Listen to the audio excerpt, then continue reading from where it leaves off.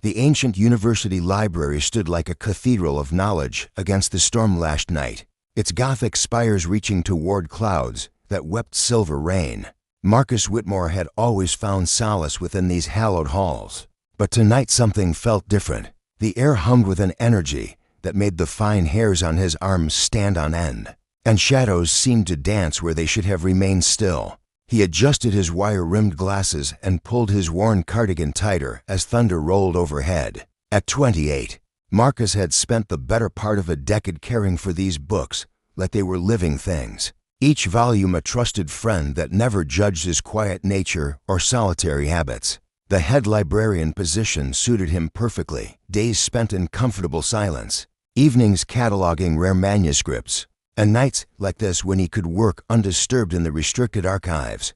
The grandfather clock in the main hall chimed midnight as Marcus made his way deeper into the library's heart, his soft-soled shoes whispering against marble floors worn smooth by centuries of scholars. He carried a small brass lantern, preferring its warm glow to the harsh fluorescent lights that had been installed in recent renovations. The restricted section required special care. These were the books that predated printing presses, hand-copied, manuscripts bound in leather that remembered when the world was younger. Lightning split the sky outside, casting wild shadows through the tall windows. In that brief, brilliant moment, Marcus glimpsed something that shouldn't have been there. A figure huddled between the stacks, pressed against the far wall where the oldest volumes resided. His heart hammered against his ribs as he raised the lantern higher.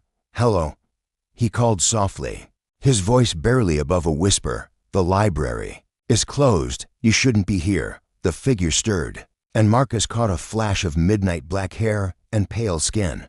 A woman, he realized, though something about her seemed otherworldly. In the dancing lamplight, she wore what had once been an elegant gown of deep burgundy velvet, but it was now torn and stained with something dark that wasn't mud. "Please," came a voice like silk and smoke, cultured with an accent he couldn't place. "I mean no harm to your sanctuary." Marcus stepped closer, his librarian's instincts overriding his caution. She was injured. He could see that much. Her left shoulder bore what looked like claw marks, and she cradled her right arm against her chest. But it was her eyes that stopped him cold. They were violet, deep as amethysts, and held an ancient sadness that seemed at odds with her apparent youth. "You're hurt," he said, setting the lantern on a nearby reading table. "We should call for help." She laughed, but there was no humor in it. What help would come for one like me? What mortal healer would tend to a creature of the night? Marcus blinked, certain he had misheard. "Creature of the what do you mean?" The woman's violet eyes met his, and he saw something shift in their depths. When she smiled, he caught a glimpse of elongated canine teeth that gleamed like pearls in the lantern light. "You may call me Serafina," she said, "and I am what your kind would name vampire." A rational man would have run. A sensible person would have laughed and called her delusional. But Marcus had spent his life surrounded by stories of impossible things, and something in her bearing spoke of truth rather than madness. She held herself with the bearing of nobility despite her current state, and those eyes had seen centuries pass. "That's impossible," he whispered, though his voice lacked conviction. "Is it?" Serafina's head tilted slightly, a gesture both elegant and predatory. "You've read the old books, haven't you? The ones that speak of things that walk between worlds? Surely you know that some stories are memories wearing the mask of fiction." Thunder crashed overhead, and Serafina winced as if the sound caused her physical pain. Marcus noticed how pale she was, paler than anyone had a right to be, and still draw a breath. Dark circles shadowed her eyes, and her lips, though still lovely, seemed almost blue. "You're dying," he said, the words escaping before he could stop them. "Not dying," she corrected softly, "but close to it. My kind can endure much, but silver burns eternal, and betrayal cuts deeper than any blade." "Silver?" Marcus glanced at her shoulder wound, noting for the first time the strange, festering quality of the injuries. "Someone attacked you with silver weapons." Serafina's laugh was bitter as winter wind. "Someone I trusted as a sister. Someone who shared my blood and my hopes for a different world." Her voice grew smaller, more fragile. I believed we could change the old ways, that vampires need not be the monsters your kind fears. I was naive. Marcus found himself kneeling beside her without conscious thought, his lantern casting a warm circle around them both. Up close, he could see the delicate architecture of her face, the way her dark hair fell in waves to frame features that belonged in Renaissance paintings. But it was the pain in her expression that called to something deep within him. "My name is Marcus," he said gently. "Marcus Whitmore. I'm the head librarian here, and I'd like to help you. If you let me." "Why?" The question was barely audible. "You don't know me. You don't owe me anything. I am everything your stories have taught you to fear." Marcus considered this, looking into those violet eyes that held such profound loneliness. "Maybe," he admitted, "but right now, you're not a monster or a vampire or a princess. You're just someone who's hurt and afraid, hiding in my library, on the worst night of your life, and I can't walk away from that." Serafina stared at him for a long moment, and Marcus felt as though she were reading the contents of his soul, like one of his beloved books.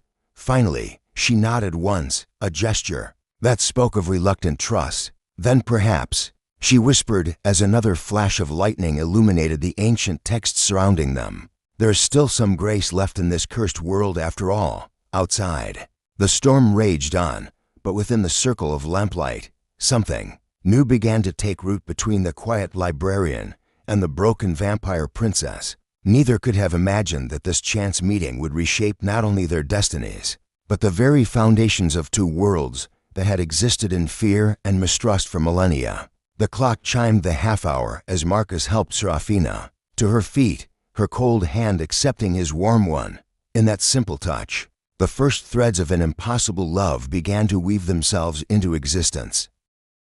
Marcus's apartment above the antiquarian bookshop was a world unto itself, every surface covered with towers of books that threatened to topple at the slightest provocation. Warm amber light spilled from vintage lamps, casting cozy shadows across overstuffed armchairs, and walls lined floor to ceiling with volumes in a dozen languages. The scent of old paper and leather bindings hung in the air like incense, punctuated by the earthy aroma of tea leaves and the faint musk of his tabby cat, Tavish, who observed their unexpected visitor with golden eyes full of feline judgment.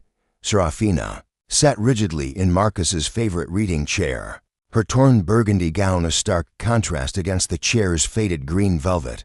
She had refused to lie down despite her obvious pain, maintaining her regal bearing even as silver poisoning slowly consumed her strength. Marcus bustled about his small kitchen, gathering supplies with the determined efficiency of someone who had spent years caring for damaged books, and now found himself applying those same gentle principles to a wounded soul. "This might sting," he warned, approaching with a basin of warm water and clean cloths. "I'm not exactly qualified for this, but I've read enough medical texts to know the basics." "Your kindness is qualification enough," Serafina replied, her voice carrying centuries of weariness. "I have known healers with degrees who possessed less compassion than you've shown tonight." As Marcus began to carefully clean the silver burns on her shoulder, Serafina's facade cracked slightly. She drew in sharp breaths through clenched teeth, her pale hands gripping the chair's arms until her knuckles turned white. The wounds were unlike anything Marcus had ever seen. They seemed to burn from within, refusing to clot or begin the natural healing process. "Tell me about your world," Marcus said softly, hoping conversation might distract her from the pain. "What's it like, being a vampire princess?"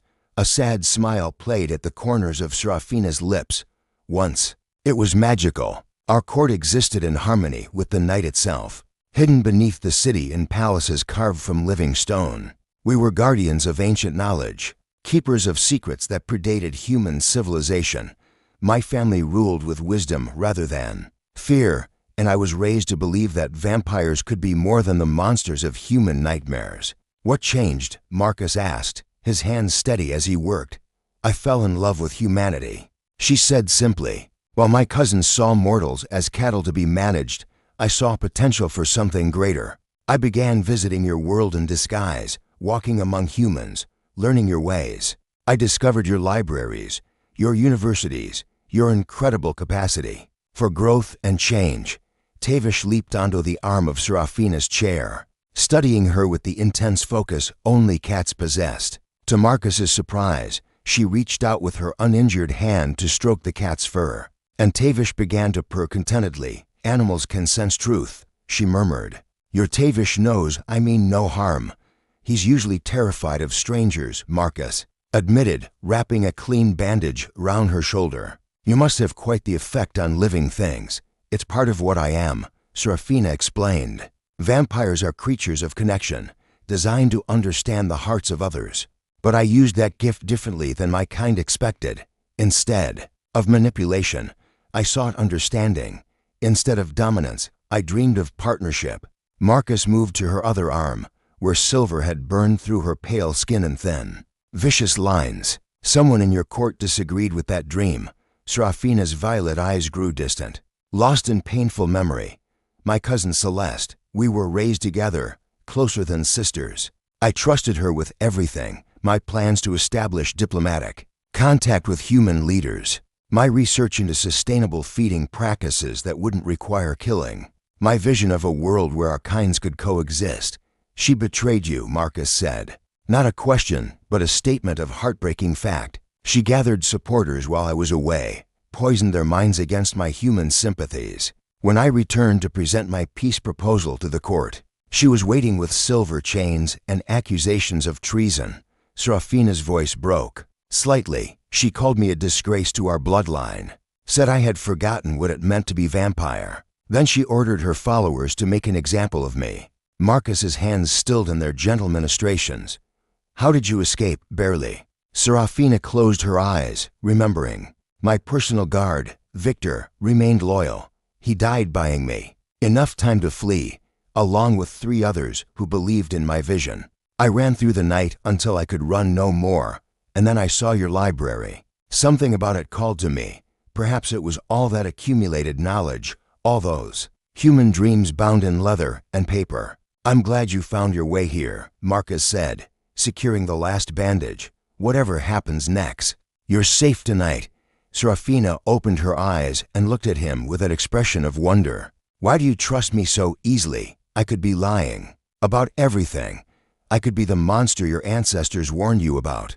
Marcus settled into the chair opposite her, Tavish immediately claiming his lap. "Maybe you could be," he admitted, "but you're not. I've spent my life learning to read between the lines, to distinguish truth from fiction. And everything about you speaks of someone who's lost everything for the sake of doing what's right. Even if I am what I claim to be, even if I drink blood. To survive, everyone has to eat," Marcus said with a gentle smile. "The question isn't what you consume, but whether you cause unnecessary harm in the process. And from what you've told me, you were trying to eliminate that harm entirely." Serafina stared at him for a long moment, and Marcus saw tears gather in her ancient eyes. "I have lived for 3 centuries, she whispered, "and I have never met a human like you. Your people always surprise me, but you give me hope that my dream might still be possible." Outside, the storm was beginning to weaken, but neither of them noticed. They were too busy discovering that sometimes the most profound connections form in the quiet spaces between words, in the gentle touch of careful hands tending wounds, and in the simple act of choosing trust over fear. As dawn approached, painting the sky in shades of rose and gold, Serafina finally allowed herself to rest. Marcus covered her with a soft blanket, and she smiled up at him with eyes full of fragile gratitude. "Sleep," he whispered. "Tomorrow we'll figure out what comes next." But even as Serafina closed her eyes, neither of them knew that by morning, their sanctuary would be discovered, and the shadows of her past would come calling with violence and vengeance in their wake. The afternoon sun filtered through heavy curtains as Marcus worked quietly in his bookshop below, cataloging a new shipment of medieval manuscripts while Serafina rested upstairs. The vampire princess had slept deeply through the daylight hours, her body finally beginning to heal now that the silver had been cleansed from her wounds. Marcus found himself glancing at the ceiling every few minutes, listening for any sound that might indicate she needed help. The peaceful routine shattered when the shop's bell chimed. With unusual violence, Marcus looked up from a 13th century illuminated Salter to see three figures entering his domain like wolves stalking into a sheep pen. The leader was tall and gaunt, dressed in an impeccable black suit that seemed to absorb light. His pale skin stretched taut over sharp cheekbones, and his eyes were the color of fresh blood. Behind him came a woman with silver hair braided in intricate patterns, her beauty as cold and perfect as winter frost. The third figure remained in the shadows by the door, but Marcus caught glimpses of scars and steel. "Good afternoon," the tall man said, his voice carrying an accent that matched Serafina's cultured tones. "I am Valdric Nightshade, and I seek something that was stolen from my people." Marcus forced his hands to remain steady as he closed the Psalter. "I'm afraid I don't know what you mean. This is a bookshop, not a pawn store." The silver-haired woman laughed, a sound like breaking crystal. "Such clever words, little mortal. But we can smell her presence here. The scent of royal blood clings to these walls like perfume." "Celeste," Valdric said softly, and the woman fell silent immediately. He stepped closer to Marcus's counter, and the librarian could feel supernatural power radiating from him like heat from a forge. "We know Princess Serafina took refuge here. We merely wish to collect what belongs to the court and return home peacefully." "And if I told you I haven't seen any princess?" Marcus asked, proud that his voice remained level despite the terror creeping up his spine. "Then I would say you're either lying or the most fortunate mortal alive," Valdric replied, "because harboring a fugitive from vampire justice carries consequences." A soft footstep on the stairs drew everyone's attention. Serafina descended, like moonlight taking form, her borrowed clothes, one of Marcus's oversized sweaters and a pair of his reading pants, somehow transformed into something elegant by her presence. Her violet eyes blazed with fury as she surveyed the intruders. "Valdric," she said, her voice sharp as winter wind. "Still playing Celeste's hound, I see. How the mighty have fallen." The vampire assassin inclined his head in a mockery of respect. "Princess, your cousin is most eager for your return. She wishes to discuss your recent lapses in judgment." "The only lapse in judgment was trusting any of you," Serafina replied, moving to stand beside Marcus. "This human has shown me more honor in one night than my own court displayed in 3 centuries. Celeste stepped forward, her beautiful face twisted with disdain. "Look at you, sister, dressed in mortal rags, standing beside this creature as if he were your equal. Have you forgotten entirely what you are?" "I have remembered what I could become," Serafina said firmly. "Something you clearly cannot comprehend." Marcus felt the tension in the room building like pressure before a storm. His hand moved slowly toward the heavy brass letter opener on his desk, a pathetic weapon against supernatural beings, but better than nothing. Serafina noticed the movement and placed her own hand gently over his. "There's no need for violence," she said, though her words were directed at the vampires rather than Marcus. "I'll come with you willingly if you swear to leave him unharmed." "No," Marcus said immediately. "Absolutely not." Valdric smiled, revealing fangs like ivory daggers. "How touching. The mortal believes he has a choice in this matter." "He does," Serafina said, and suddenly the air in the room grew cold. "Because if you harm him, I will ensure that Celeste never sits safely on a throne again. There are still those in the court who remember the old ways, who would not look kindly on the murder of an innocent human who offered sanctuary to one in need." "Empty threats," Celeste hissed, but Marcus could hear uncertainty creeping into her voice. "Are they?" Serafina asked. "Shall we test your cousin's patience with your methods? Or perhaps we could ask the Elder Council what they think of assassins who spill innocent blood in broad daylight among humans." The scarred vampire by the door shifted restlessly, and Marcus caught a glimpse of weapons concealed beneath his coat. Valdric's red eyes narrowed as he calculated odds and consequences. The standoff stretched like a taut wire, ready to snap at the slightest provocation. Then Tavish chose that moment to leap onto the counter, landing directly between the opposing forces with a soft thud. The cat looked around at the assembled vampires with complete feline indifference, then began grooming his paw as if supernatural politics were beneath his notice. The absurdity of the moment broke something in the room's deadly tension. Valdric actually laughed, a sound like autumn leaves rustling in wind. "Your protector has interesting allies. princess, he said. Very well, we withdraw, for now. But this is not finished. Celes' patience has limits, and your mortal friend may find himself caught in consequences beyond his understanding. Then perhaps, Marcus said quietly, surprising everyone including himself, you should tell Celeste that some things are worth the risk of consequences. Valdric studied the librarian with new interest. Brave words from someone who bleeds so easily, true words from someone who's read enough history to know that tyrants always fall eventually, Marcus replied. Usually because they underestimate the power of people who have nothing left to lose. The vampire assassin's smile was sharp enough to cut glass. We shall see, little scholar.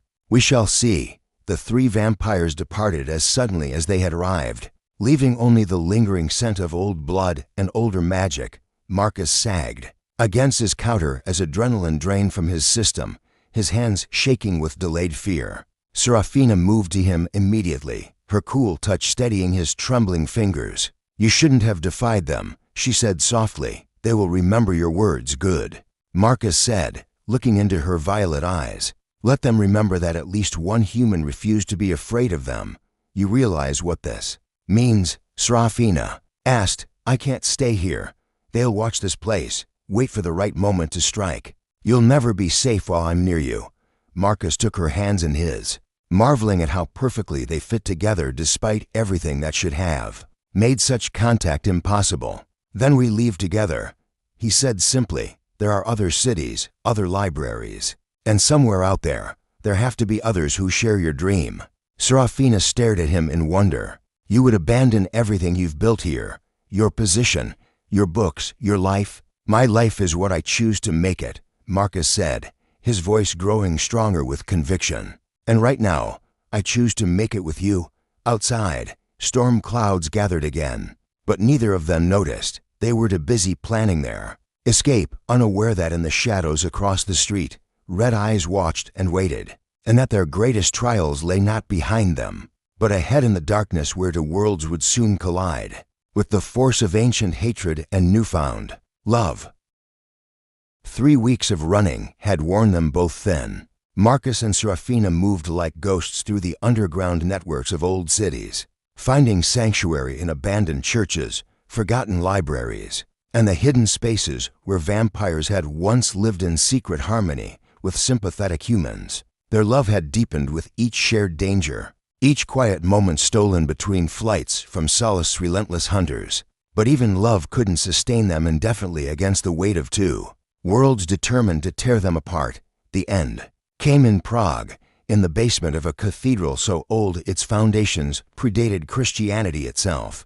They had thought themselves safe among the ancient stones that hummed with protective wards laid down by vampire and human mystics working together. Centuries ago, Marcus was transcribing symbols from a crumbling manuscript, while Serafina rested fitfully on a makeshift bed of church linens, her strength still not fully recovered from the silver poisoning. The first sign of trouble was the sudden silence. The ever-present whisper of wind through stone corridors ceased. The mice that skittered in the walls fell still. Even the distant sound of the city above seemed muffled, as if the world itself held its breath. Serafina's eyes snapped open, glowing violet in the candlelight. They've found us, she whispered.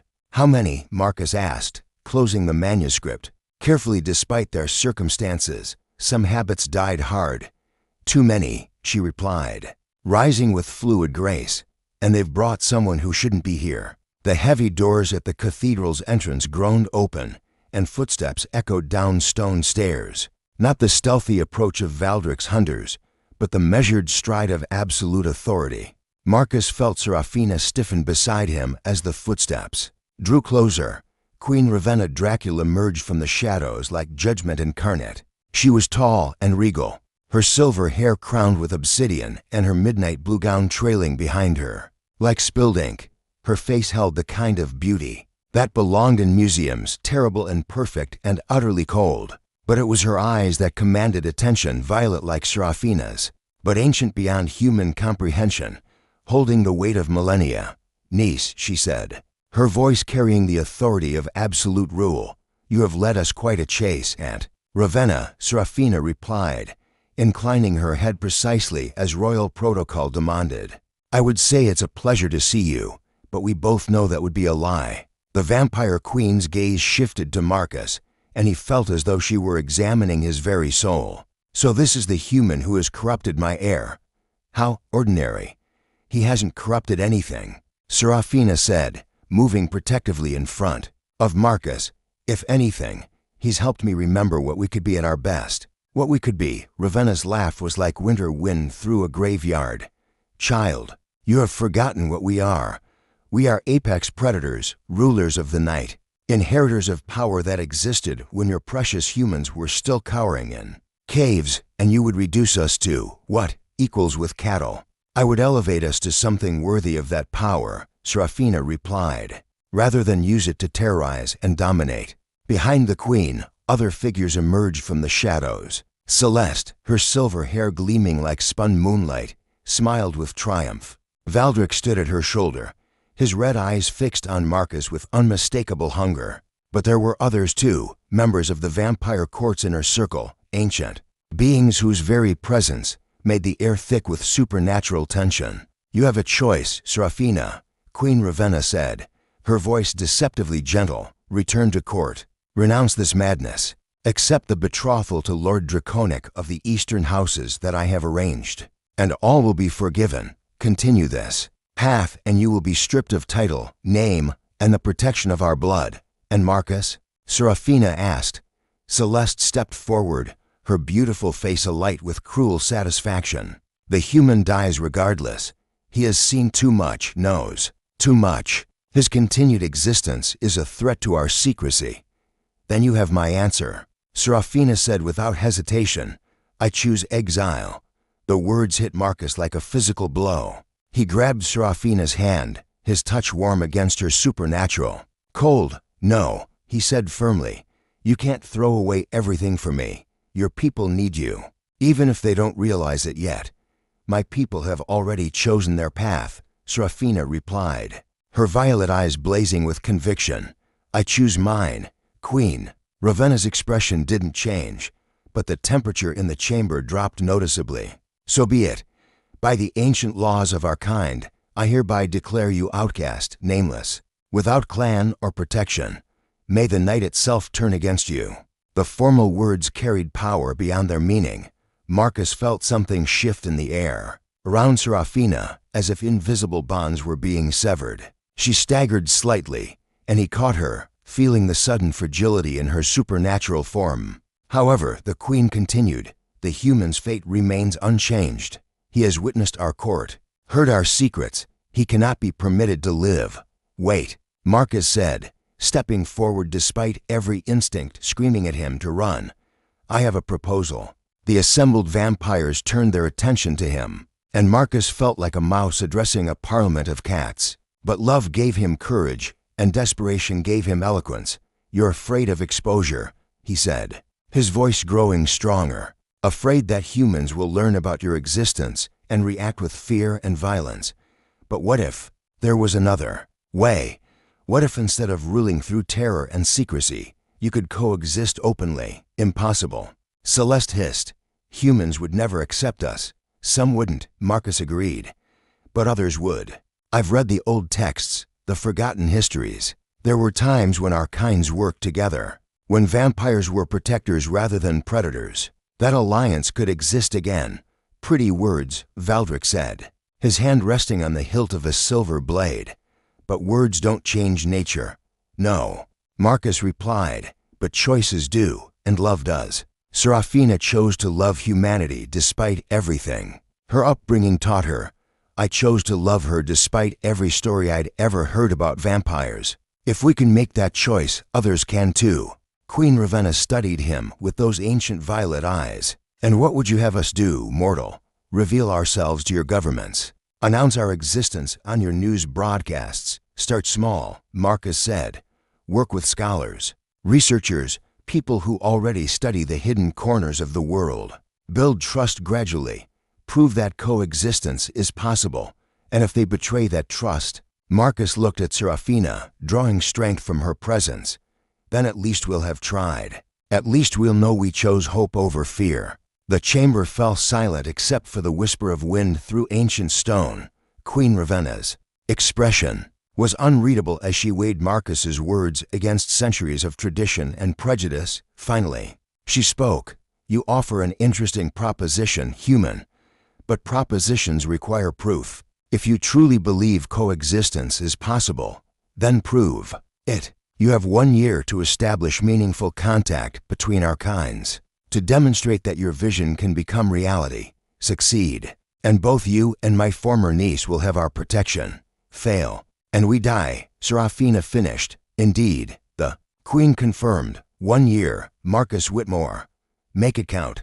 As the vampires departed like shadows dissolving in dawn light, Marcus held Serafina close and felt the weight of an impossible task settling on his shoulders. But in her violet eyes, he saw not despair but determination, and he knew that together, they would find a way to build bridges between worlds that had been enemies for far too long. The real work was just beginning. 10 months had passed since Queen Ravenna's ultimatum, and the world had begun to change in ways both subtle and profound. The Whitmore Institute for Paranormal Research occupied a renovated monastery on the outskirts of Edinburgh, its ancient walls now housing a revolutionary experiment in interspecies cooperation. What had started as Marcus's desperate attempt to save both their lives had evolved into something far greater, a beacon of hope in a world divided by fear and misunderstanding. Marcus stood in the Institute's main library, watching the morning sun stream through stained glass windows that cast rainbow patterns across tables, where humans and vampires worked side by side. The sight still amazed him, even after months of careful relationship building. Dr. Helena Morrison, a human anthropologist, collaborated with the vampire scholar Quintus on a comparative study of folklore and historical fact. At another table, a young human artist named David sketched portraits while his vampire subject, the ancient Isabella, shared memories of Renaissance courts where she had once danced. But it was the woman reading quietly in the alcove by the eastern window who drew his attention most powerfully. Serafina had changed over these months of exile and purpose. The broken princess who had hidden in his library had transformed into something magnificent, a leader who inspired others through her vision of what the world could become. She wore simple clothes now, having traded royal finery for practical garments. But her nobility came from within rather than from crowns or titles. "Second thoughts?" asked a familiar voice behind him. Marcus turned to find Victor, Serafina's former guard who had found them 3 months ago, battered but alive after his own harrowing escape from the vampire court. The scarred warrior had become Marcus's closest ally in the delicate work of building trust between species. "Just marveling at how far we've come," Marcus replied. 6 months ago, if someone had told me I'd be running a school where vampires teach humans about the true history of the world, I'd have recommended therapy. Victor chuckled, a sound that would have been impossible when they first met. And if someone had told me I'd be teaching human children how to defend against supernatural threats without resorting to violence, I'd have challenged them to a duel. Their quiet conversation was interrupted by the arrival of an unexpected visitor.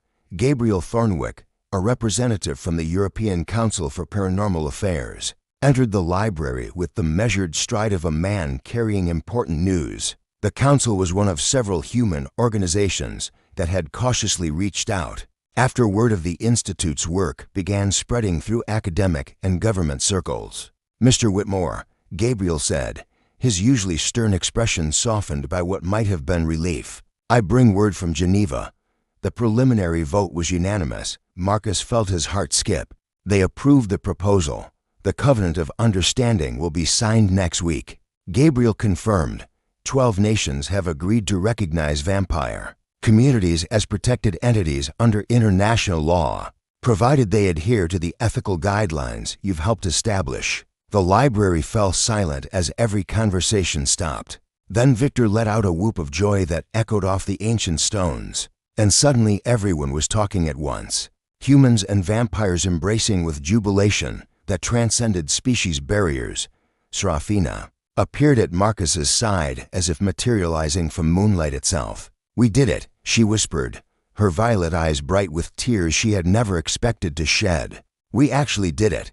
"No," Marcus said, taking her hands in his, "you did it. Your courage to dream of something better, your willingness to sacrifice everything for that dream, that's what made this possible." Before Serafina could respond, a new presence filled the library with the unmistakable weight of ancient power. Queen Ravenna Dracul stepped through the main doors, no longer dressed in the midnight regalia of absolute authority, but in elegant traveling clothes that spoke of royalty without demanding it. Behind her came Celeste, though Marcus was surprised. To see his former enemy's expression held wonder rather than hostility. "Aunt," Serafina said, inclining her head respectfully but not submissively. "Serafina," the queen replied, her voice carrying emotions that Marcus couldn't entirely read. "Or should I say, Professor Dracul, I hear you've been teaching courses in ethical supernatural coexistence. The humans are surprisingly eager to learn," Serafina said carefully, "as are many of our kind." Queen Ravenna moved through the library like a force of nature, examining the mingled groups of humans and vampires, the collaborative projects, the careful documentation of successful integration efforts. When she reached the table where young David was sketching Isabella's portrait, she paused. "Tell me, human child," she said to the artist, "are you not afraid?" David looked up with the fearless curiosity of youth. "Should I be? Isabella's been teaching me about perspective and shadow. She says I have natural talent, the ancient vampire." Queen studied the sketch, a remarkably lifelike portrait that captured not just Isabella's beauty, but her wisdom and gentleness. "Indeed you do," she said softly, when Ravenna completed her circuit of the library. She returned to where Marcus and Serafina waited. "I have come to fulfill my part of our bargain," she announced. "You have proven that coexistence is possible. The vampire courts will honor the new covenant." "All of them?" Serafina asked, hope and disbelief warring in her voice. "The votes were closer than I would have liked," Celeste admitted, stepping forward. "But your work here has inspired changes throughout our society. Many of our younger members have visited the Institute in secret, and their reports have been enlightening." She paused, then added with obvious difficulty, "I owe you an apology, cousin, and you as well, Mr. Whitmore. My fear blinded me to possibilities I should have seen." Marcus inclined his head graciously. "Fear is natural when facing the unknown. Courage isn't the absence of fear, it's choosing hope despite being afraid." "Wise words," Queen Ravenna said, "which brings me to my proposal. The vampire courts have voted to establish a permanent embassy here at your institute. With your permission, we would like to formalize what you have begun. More than that," Celeste added, her silver eyes meeting Serafina's violet ones, "we would like you to consider returning to court, not as the princess you were, but as the leader you have become. We need your vision if we're going to navigate this new world successfully." Serafina was quiet for a long moment, and Marcus felt his heart clench with the sudden fear that he might lose her to duty and crown. But when she spoke, her voice was clear and certain. "The court will always be part of who I am," she said, "but my place is here, building the future we've only just begun to imagine. If our kinds are truly going to coexist, we need institutions that belong to both and neither, neutral ground where trust can take root." Queen Ravenna smiled, and for the first time, Marcus saw genuine warmth in her ancient features. "Then perhaps you have not lost your wisdom after all, child. Very well. The Whitmore Institute will have the full support of the vampire courts, and you will have my blessing in all your endeavors." As the sun set that evening, Marcus and Serafina walked through the Institute's gardens, where human and vampire students alike tended flower beds that bloomed in both daylight and darkness. The future stretched before them, full of challenges and opportunities, conflicts and connections yet to be forged. "Do you ever regret it?" Marcus asked softly, "giving up your throne for this uncertain path?" Serafina stopped beside a fountain where roses climbed an ancient trellis, their petals silver in the moonlight. "Never," she said firmly. "I was born to rule, but I chose to serve something greater than any throne. I chose love, not just for you, but for the dream of a world where love matters more than fear." Marcus drew her into his arms, marveling as always at how perfectly she fit against him despite all the differences between them. "And I chose you," he whispered against her hair, "every day. In every choice, I choose you." Above them, stars wheeled. In their ancient courses, witnesses to a love that had transcended species, challenged empires, and ultimately helped birth a new age of understanding. In the distance, the lights of Edinburgh twinkled like earthbound constellations, and in the institute behind them, humans and vampires worked together by lamplight, writing the first chapters of a shared future. The broken vampire princess and the quiet human librarian had become something neither could have imagined alone. Partners in building bridges between worlds, guardians of hope in an age of change, and proof that sometimes the most powerful force in any universe is the simple courage to choose love over fear. Their story had become legend, but their work was just beginning. In years to come, the Whitmore Institute would inspire similar centers across the globe. The covenant of understanding would expand to include other supernatural species, and the love between Marcus and Serafina would be remembered as the foundation upon which a new world was built. But that night, as they stood together in their garden beneath stars that had witnessed the rise and fall of empires, they were simply two souls who had found in each other the courage to dream of tomorrow.